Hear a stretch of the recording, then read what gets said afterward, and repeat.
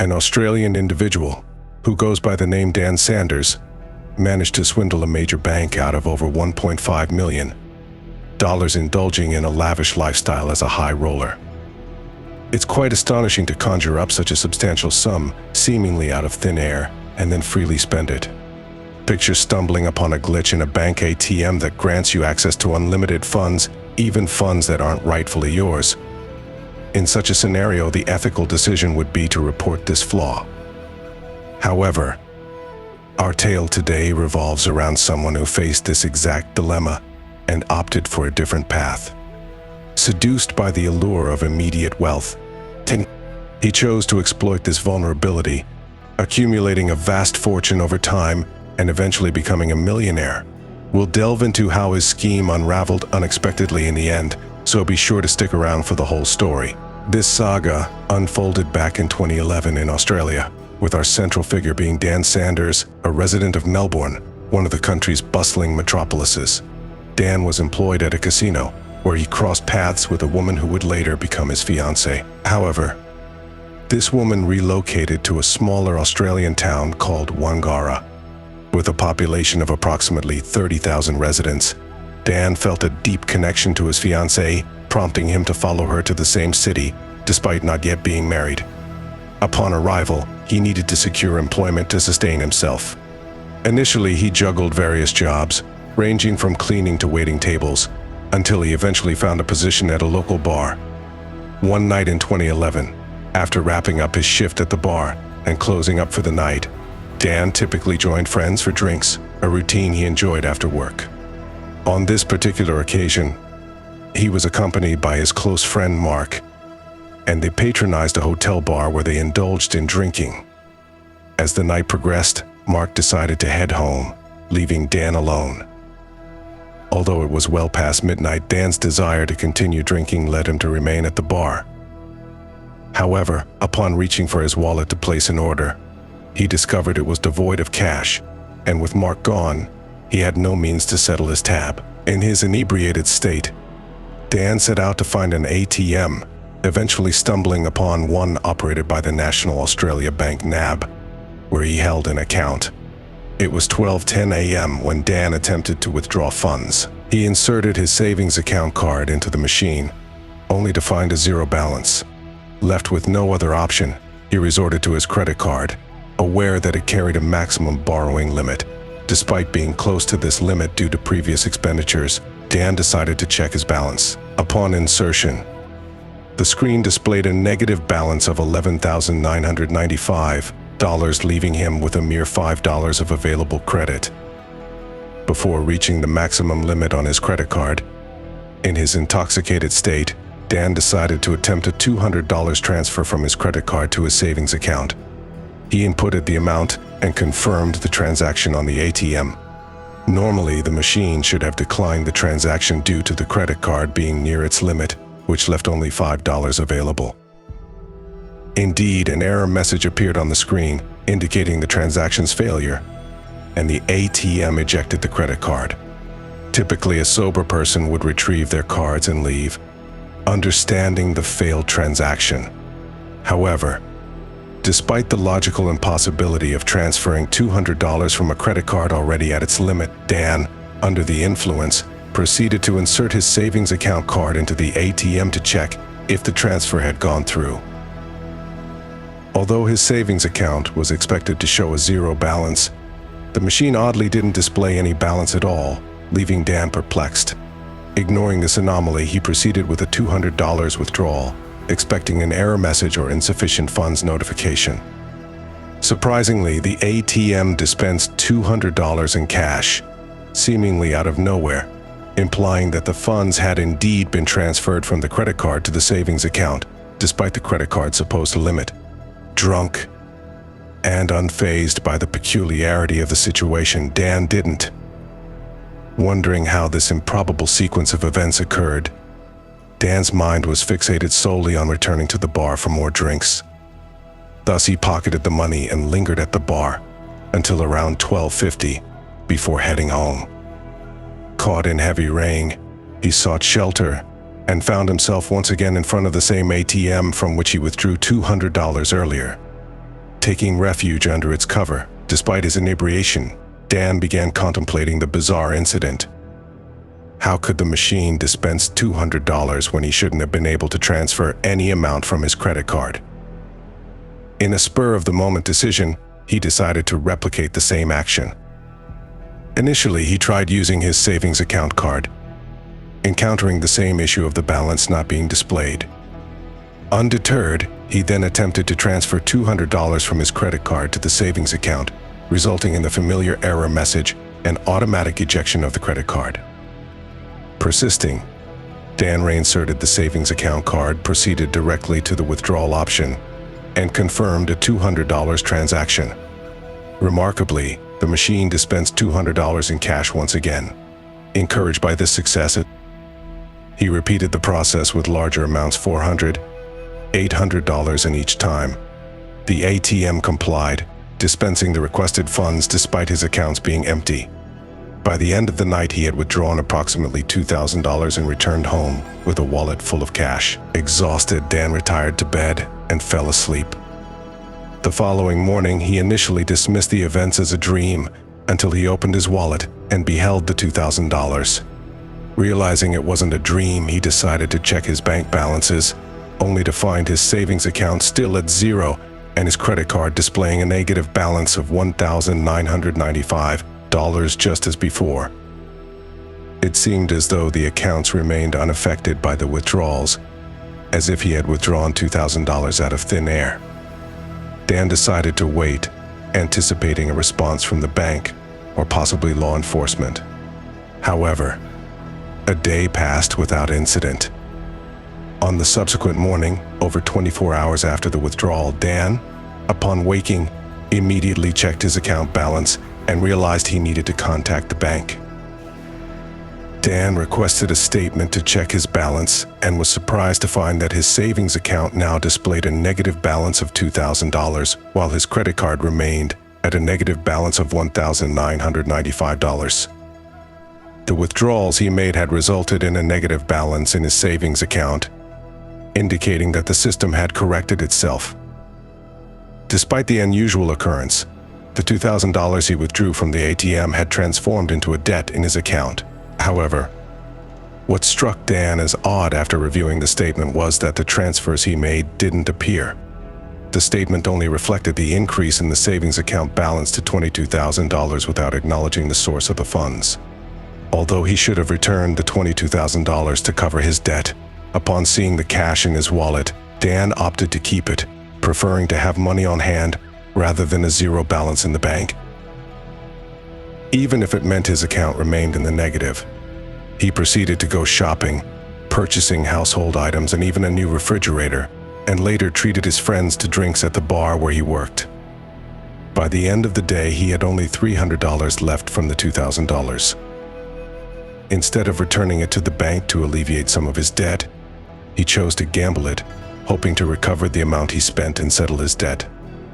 Betting on horse races was common in Australia, particularly in bars like the one where Dan worked, which partnered with Tab, the largest horse race betting site in Australia.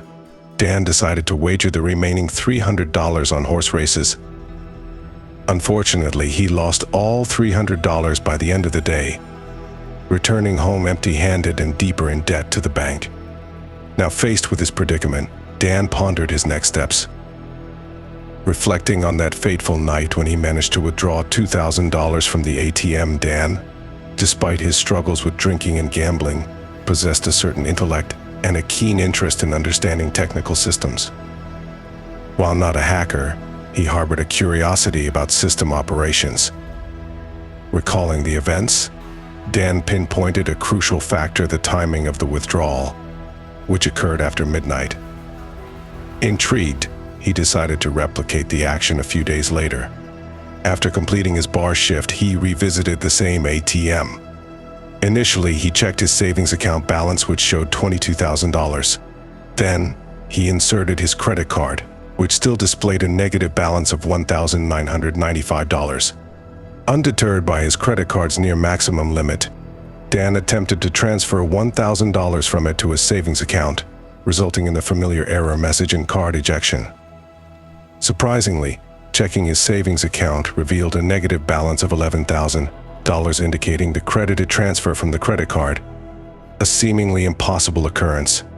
Despite the error message on subsequent attempts, the savings account balance quickly reset to zero, clearing the debt he owed. Aware of a potential system correction, Dan attempted another withdrawal, transferring $2,000 from his credit card to his savings account.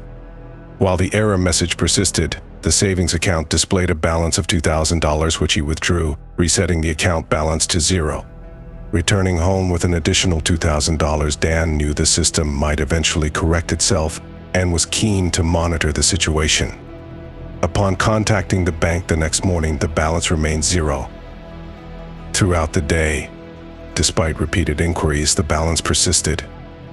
However, the following morning brought a surprise. The balance had plunged to a negative $4,000, indicating the system's correction of his previous withdrawals. Realizing the impracticality of this tactic in the long run, Dan understood that, although he could withdraw cash, the bank's automated system would eventually detect significant negative balances. With a threshold of $20,000, the bank would promptly freeze the account. Certainly, the bank would undoubtedly take notice. However, Dan stumbled upon a loophole. The correction process employed by the bank took over a day to execute. He hypothesized that between midnight and 1 a.m., the ATM operated in a disconnected standby mode from the main banking system. This allowed for the transfer of funds from the credit card to the savings account, exploiting a systemic flaw. With the correction process exceeding 24 hours, Dan deduced that he could offset the negative balance by performing transfers every night during this window. For instance, if he withdrew $2,001 night before it reflected as negative in his account, he could transfer another $2,000 the following night. By repeating this process nightly, his account would maintain a zero balance.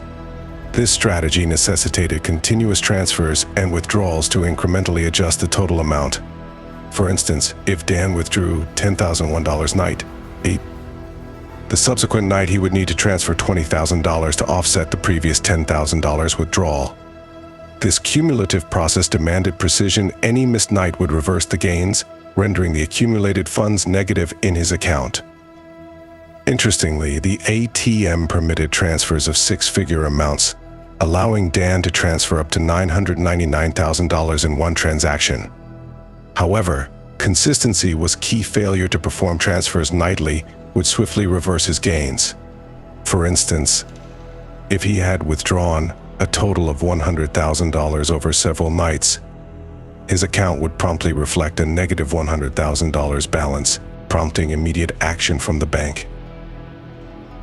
Due to the significant sums involved, Dan's strategy required nightly fund transfers to sustain the cycle. He even discovered that he could execute these transactions at any of the bank's ATMs. Thus, he adopted a routine of visiting the ATM every night, withdrawing substantial amounts of money. Though he experienced a twinge of guilt, he rationalized to himself that he wasn't pilfering from individuals but rather tapping into the bank's funds.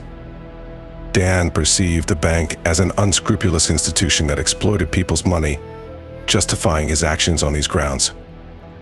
This justification remained his closely guarded secret, undisclosed even to his friends or fiancé.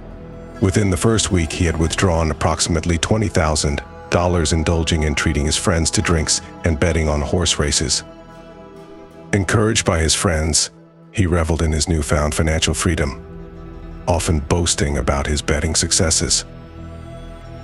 However, unbeknownst to them, he was incurring significant losses due to his gambling addiction. His losses escalated to $40,000 and suspicions arose among those around him. One day at work, Dan discovered his manager discussing his exorbitant bets with the betting site administrators who suspected him of scamming.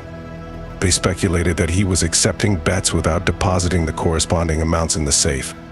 However, upon inspection, the bar owner found the money in the safe. The sheer volume of money Dan handled astonished the bar owner, leading to suspicions. Eventually, the betting site closed his account and prohibited further bets, prompting the bar owner to become wary of Dan's activities. Fired from his job, suspicion swirled around Dan, with many assuming he was involved in illicit activities, particularly drug dealing. Consequently, he was ostracized, leaving him unemployed in a close-knit community where news travels fast. Even his fiancée ended their relationship, citing her reluctance to be associated with his suspected endeavors. Seeking solace, Dan confided in his closest friend, Mark, about the loophole he had discovered in the bank's ATM system, which allowed him to withdraw money. Though Mark declined involvement, he reassured Dan of their enduring friendship. Together, they decided to take a vacation, staying at a luxurious hotel in Melbourne. Despite enjoying his newfound wealth, Dan felt the pressure of making daily transfers to maintain his scheme's momentum. At the casino, Dan and Mark indulged in extravagant gambling, unconcerned about their mounting losses. Mark eventually returned home for work, leaving Dan to revel in Melbourne's allure. However, Dan encountered a hurdle. The ATM's withdrawal limit restricted his access to large sums. To overcome this, he contemplated withdrawing significant amounts from the bank, though he feared the consequences of such bold actions. After much deliberation, he cautiously initiated his plan, starting with a modest withdrawal to test the bank's response.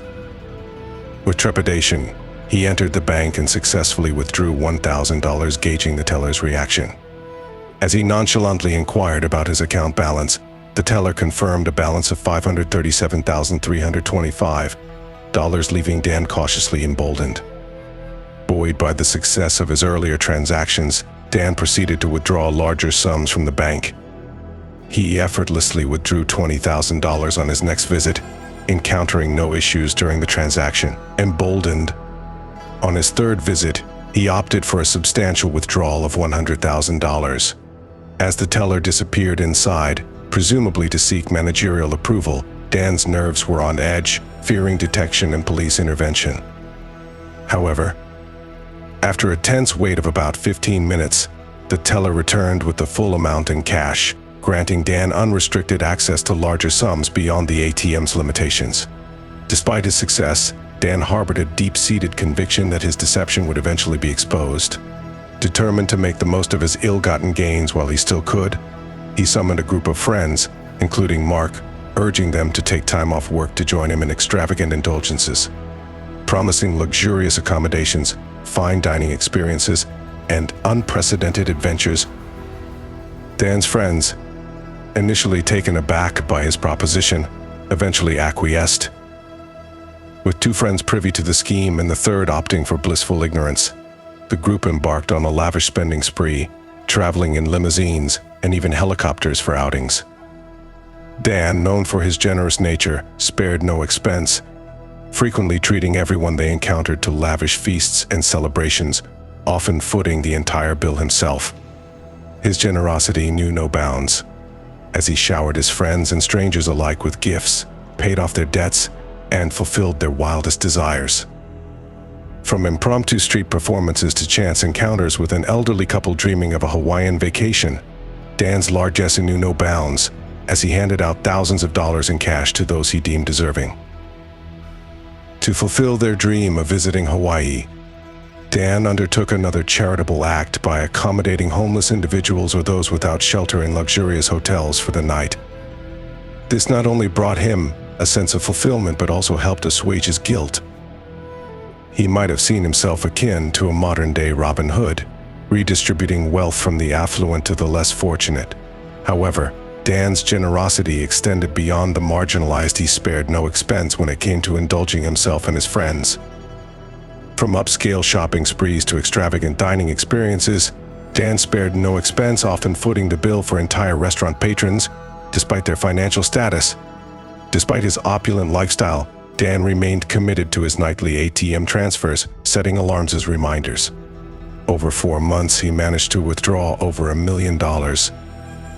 Unbeknownst to the bank, although living luxuriously, Dan lived in constant fear of discovery, unable to find solace even in his extravagant lifestyle. This anxiety eventually became unbearable, leading him to a breaking point. Gathering his friends, Dan decided to halt his exploits, opting for one final withdrawal to distribute amongst them. By the end of this final act, Dan had withdrawn a staggering $1.6 million, bringing an end to his tumultuous 4-month spree. That night, Dan neglected to carry out the transfers, leaving the entire $1.6 million sum in his account to now appear as a negative balance. After bidding farewell to his friends, who returned to their hometown, Dan remained in the hotel with approximately $80,000 in cash stowed in the bathroom, anticipating a call from the bank or potential police intervention. As expected, a few days later, Dan received a call from the bank inquiring about the unusual activities in his account. Feigning ignorance, Dan was warned of potential police involvement if wrongdoing was detected. Despite waiting for a month without any further communication, Dan decided to contact the bank himself, seeking clarity on the situation. However, the response from a bank official named Bernie was blunt, indicating that Dan wouldn't receive any more funds and that the matter had been escalated to the police, who were now investigating. Convinced that his arrest was imminent, Dan remained in his hotel room, awaiting authorities. Surprisingly, months passed without any police intervention or updates from the bank, leaving Dan in a perpetual state of anxiety and uncertainty. Despite ongoing threats from the bank, Dan consulted lawyers for guidance, but his case presented unprecedented challenges. Enduring the prolonged ordeal, Dan continued to await resolution, uncertain of what the future held. For over 2 years, the bank incessantly called Dan, warning of impending imprisonment as they claimed to be investigating his case. Dan found himself in a state of limbo, uncertain if the bank's threats were genuine or mere ploys. By early 2014, after enduring more than 2 years of this pressure cooker existence, Dan reached a breaking point.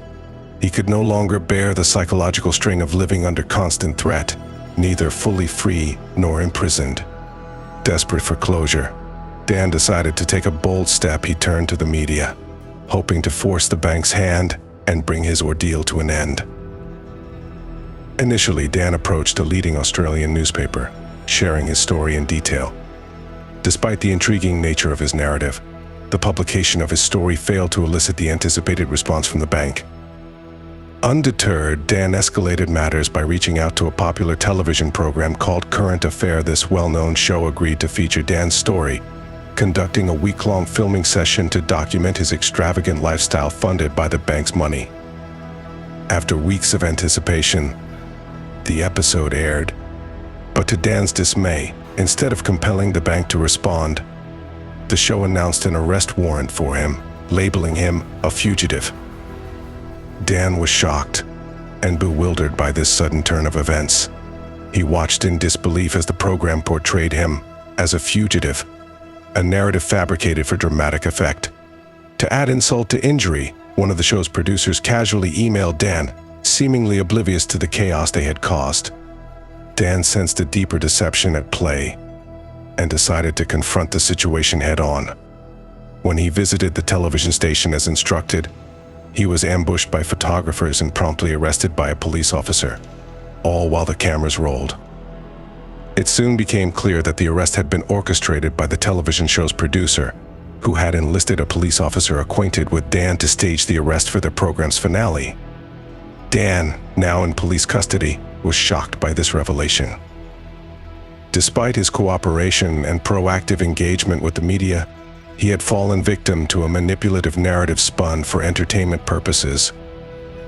As he sat in detention, Dan realized the extent to which the media could exploit individuals for their own sensationalized stories, leaving him trapped in a nightmare of their making. The arrest was orchestrated solely based on the narrative presented in the TV program, as the police had no prior knowledge or ongoing investigation into the matter. Contrary to Dan's belief, there was no active case, and the bank had not reported the issue to the authorities. This revelation exposed the bank's threats as empty, as they were unwilling to expose their system's vulnerability, fearing a loss of customer trust and a plummet in their shares. Dan realized the extent of the bank's reluctance to be involved in the case only after his arrest. Their refusal stemmed from the fear of a scandal if the details of the system error leading to the theft were made public. Consequently, the case proceeded to court with Dan's confession on television serving as the primary evidence. Despite the lack of cooperation from the bank, the prosecutor took over the case, albeit with unclear details, and Dan was sentenced to a year in prison. Upon his release, Dan embarked on interviews and began writing a book about his extraordinary ordeal. When asked about the money he withdrew, Dan chose not to comment, hinting at the possibility that the actual amount might exceed the reported $1.6 million. The bizarre saga of Dan Saunders concludes with uncertainties surrounding the true extent of his withdrawals, underscoring the intricate complexities of the case. As the story comes to an end, viewers are invited to reflect on what they would do if they encountered a similar situation, marking the conclusion of this astonishing narrative.